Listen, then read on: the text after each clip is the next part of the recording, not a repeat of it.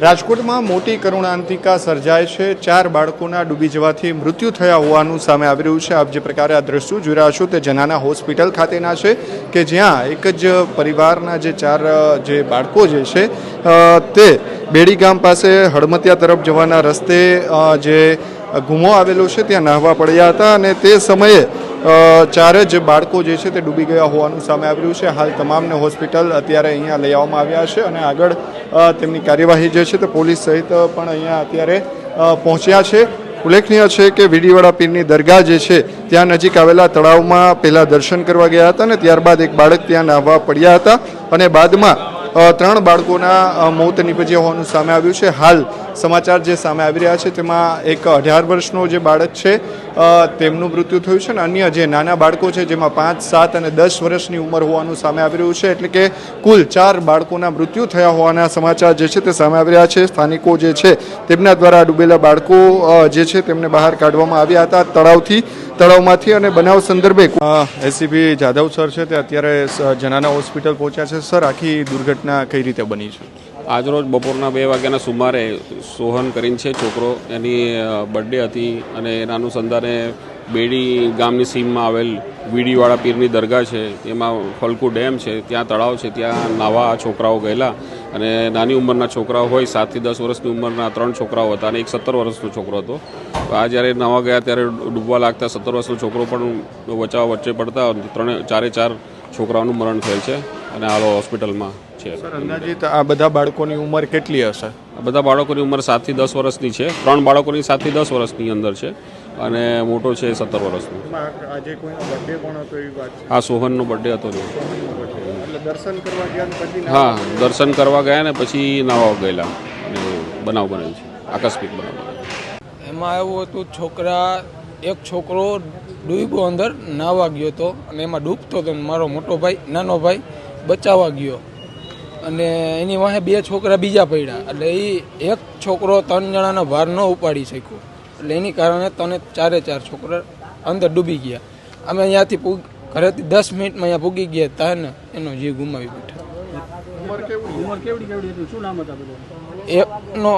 એકનું નામ સેફલી, સોહાન, અલીફા અને સાહિલ। વીડીવાળા પીરે બની હતી અહીંયાથી બેડી ચોકડી પાસે આગળ। ના, દરગાહે દર્શન કરવા ગયા હતા, સલામ કરવા ગયા હતા અમે। એની જગ્યાએ છોકરા કે નાહવું હોય તો અહીંયા નાહવા ગયા ને એ લોકો નાહતા હતા ને હું ઘરે આવ્યો ને એવો જ ફોન આવ્યો, પાછો સીધો અહીંયા જ પૂગ્યો બરોબર। અહીંયા ગયો ને તા અમે પૂરું થઈ ગયું, અહીંયા ગાઈડું અમે છોકરાઓને। છોકરી કઈ રીતના પડી હતી? એ બચાવવા ગઈ હતી? એ છોકરાઓને બચાવવા ગઈ હતી, નાતી બચાવવા ગઈ। અહીંયા પાણી હતું બહુ ઊંડું। આપ જનાનાથી જે દ્રશ્યો જોઈ રહ્યા છો તે પ્રમાણે કે જેમના દીકરા જે છે તે ઓફ થઈ ગયા છે, જે ડૂબવાથી મોત થયું છે તેમના આ પિતા છે અને સોહમ 2 દીકરા જે છે તે આ જ વ્યક્તિ છે। અત્યારે તેમના પિતા આપણને અત્યારે અહીંયા જોઈ રહ્યા છે। કાળો કલ્પાંત જે છે તે અત્યારે સર્જાયો છે। ઉલ્લેખનીય છે કે મોટી દુર્ઘટના રાજકોટની માનવામાં આવી રહી છે કે જે વીડીવાળા પીર છે ત્યાં દરગાહે ગયા હતા ને ત્યારબાદ એક બાળક જે છે તે નાહવા પડ્યું હતું અને અન્ય બાળકો તેમને બચાવવા જતાં મૃત્યુ થયા હોવાના સમાચાર સામે આવી રહ્યા છે। સૌથી મોટી વાત એ છે કે આજે જે એક બાળક છે તેમનો પણ જન્મદિવસ, સોહમ જે છે તેમનો જન્મદિવસ હોવાનું પણ સામે આવી રહ્યું છે અને જન્મદિવસના દિવસે જ તેમનું મૃત્યુ થતાં પિતા જે છે તેમાં અત્યારે જે કલ્પાંત જે છે તે જોવા મળી રહ્યો છે। જે પરિવાર છે તે અત્યારે જનાના હોસ્પિટલ ખાતે પહોંચ્યો છે। ઉલ્લેખનીય છે કે ઉચ્ચ અધિકારીઓ પણ અત્યારે અહીંયા જનાના હોસ્પિટલ ખાતે પહોંચ્યા છે। બપોરના સુમારની આ ઘટના જે છે તે સામે આવી છે।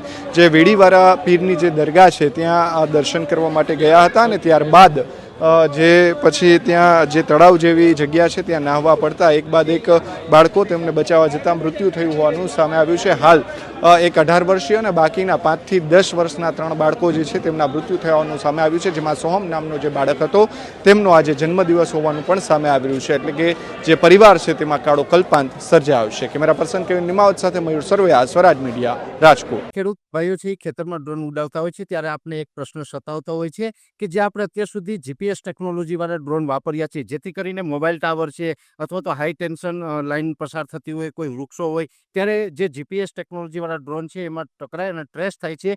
પણ એગ્રીવન લાવ્યું છે GNSS ટેકનોલોજી ડ્રોન, જેથી કરીને એ ડ્રોન છે એ કોઈ જગ્યાએ ટકરાય નહીં, પોતાની રીતે જ ડિસિઝન લે છે ને મૂવ થઈ જાય છે. જેથી કરીને GNSS ટેકનોલોજી ડ્રોન છે એ વાપરવાનો આગ્રહ રાખો.